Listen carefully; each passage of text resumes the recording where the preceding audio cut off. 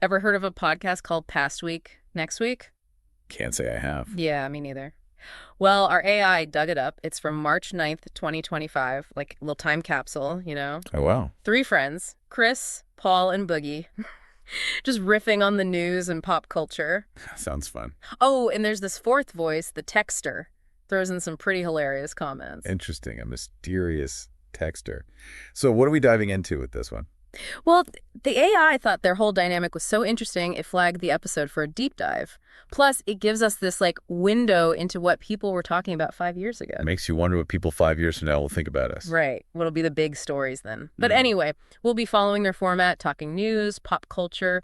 They even have this segment called Headlines and Predictions. Headlines and predictions. I'm intrigued. Okay, so they always start with the song that symbolized the week for this one.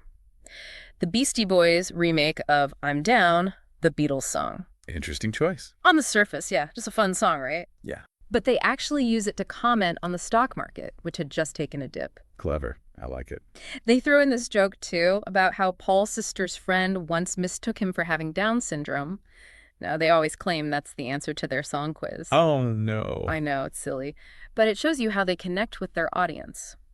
Okay, now, Chris was just back from a business trip to New York. Ugh, business trips. All this meetings. Stressful, right? But he did manage to see a musical parody of Seinfeld off-Broadway. Wow, Seinfeld. Still going strong even 5 years ago. And get this. His flight almost got delayed because his last meeting ran late. Been there. That panic, watching the clock, you're stuck. The worst. His colleague even joked about faking a heart attack to hold the plane. Oh, my. Just a joke, of course. But you can feel the stress. And because of all that, Chris missed his niece's performance as an eel in The Little Mermaid at her school. Ah, the joys of work-life balance. Now, this episode marked Boogie's return. He'd missed the previous week, got sick. Oh. But there were all these rumors he was talking to other radio stations. Juicy. They address it head on. With a surprise announcement, Boogie has been named the franchise player for 2025, locking him in for another year. Well played. And to celebrate his return, Boogie shares some movie recommendations. Enemy with Jake Gyllenhaal. He says it's weird, intense. He also recommends The Watcher, compares it to Hitchcock's Rear Window. Sounds like a thriller fan. Chris jumps in too with a recommendation, Babes with Abby Jacobson. Oh, I'll have to check that one out. Paul, on the other hand, spent his week dog sitting. 3 dogs. Aging Gilly, new puppy named Olive, and Blue, who was not happy about the puppy. I can imagine. He did manage to watch all 3 Equalizer movies. Oh, yeah. Highly recommends them. Tried to watch The Pope of Greenwich Village, but said it didn't hold up. Interesting. Some movies age better than others. Okay, get this. The hosts actually listened to an AI deep dive of their own show. They were blown away by how the AI talked about them like they were ancient history, even though the episode was only a few hours old. Whoa, meta. Right. They were impressed by how the AI captured the personality of the texter. Speaking of which, you'll be hearing from the texter soon. But first, they aced the Slate News quiz.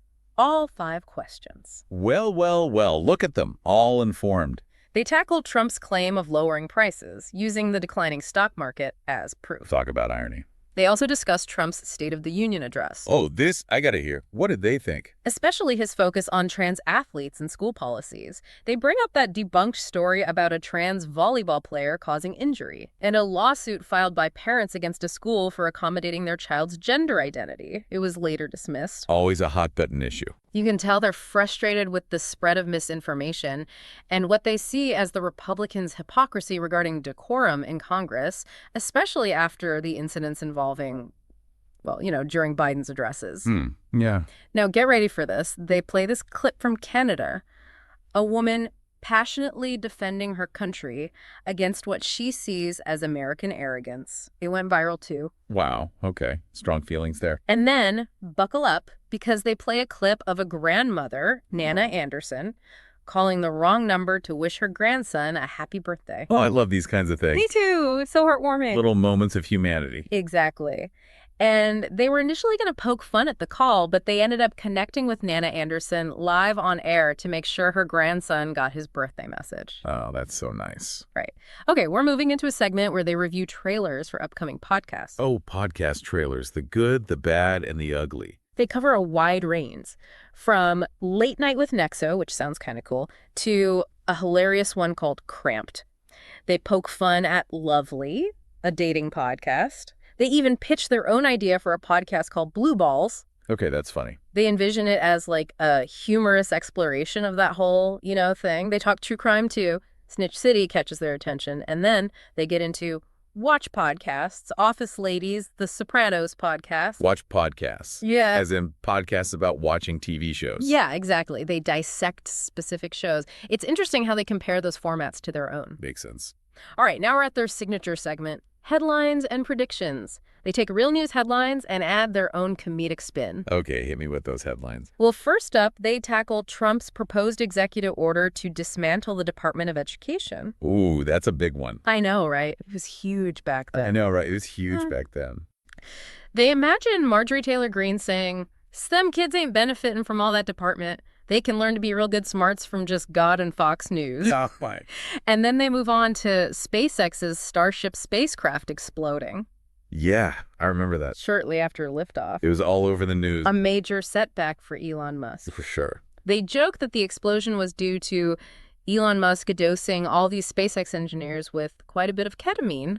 Oh, wow. Then it's onto the stock market, which had been declining amidst uncertainty over Trump's tariffs. Right.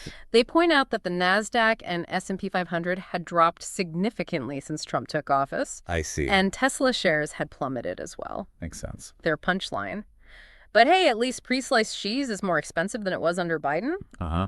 Next up, they discuss California Governor Gavin Newsom's controversial statement on transgender participation in women's sports. Oh, yeah, that was a big one. Newsom actually broke with most Democrats on this issue, I remember that. calling transgender participation deeply unfair. The hosts clearly weren't buying Newsom's reasoning. I see. They suggest that he's just watching how Republicans use the issue politically in order to distract citizens from the dismantling of democracy into an oligarchy system where 90% of the people work 100 hours a week just to get poverty wages. No. From politics to pop culture. They then poke fun at Netflix launching a themed restaurant in Las Vegas Really? called Netflix Bites. The menu apparently included items inspired by popular Netflix shows like Bridgerton and Stranger Things. Oh, wow. And get this, the restaurant actually took over the same spot as a now defunct Blockbuster Bistro. Oh, wow. Talk about a change. And finally, they couldn't resist a pun-filled take on camel milk being touted as a potential dairy alternative. Camel milk. Yeah. Interesting. Research at the time suggested camel milk might be beneficial for immune and gut health because of its unique proteins and lower lactose levels. But of course, the hosts couldn't let that go without a pun, concluding with, many people say it even tastes much better than other milks if you can get over the hump. Classic. As the episode winds down, Boogie has to leave early for some family junk. Oh, no. Their words, not mine. Okay. But before he goes, the hosts express how much they'll miss him. And with Boogie gone, they close out the show with a reminder to practice some us time. Us time. Prioritizing self-care and disconnecting from the constant barrage of news and information. That's good advice. They also throw in Paul's signature Eyes of March joke, Oh, yeah. where he quips that senators are just as likely to stab you in the back any day of the week, not just on the Ides of March. And finally, they close with a reflective note about how this episode captured a unique moment in time, encouraging listeners to consider what resonated most with them. Interesting. I like that. Remember Nana Anderson? The sweet grandma. Yeah. One who called the wrong number. Oh, yeah, trying to reach her grandson. Well, as they're wrapping up, they get another call. No way. Nana Anderson again. You guessed it. Wow. What did she say? She's calling to thank them. Said she found the right number and that her grandson had a wonderful birthday. That's so sweet. You know, it really shows you how even a small gesture can have a big impact. Yeah, it's those little moments of connection that matter, especially these days. It makes you think, what'll they dig up from our time 5-10 years from now? Right. What'll seem fascinating, weird, Like, will camel milk still be a thing? Maybe, but hopefully those little moments of kindness, those will still resonate. Absolutely. Well, that about wraps up our deep dive into Past Week, Next Week from March 9th, 2025. Time flies, doesn't it? It really does. But hey, if you enjoyed this trip down memory lane, let us know. We might just have another deep dive waiting in the wings. Until then, keep exploring, stay curious, and who knows, maybe we'll be the subject of a deep dive someday. I'd listen to that.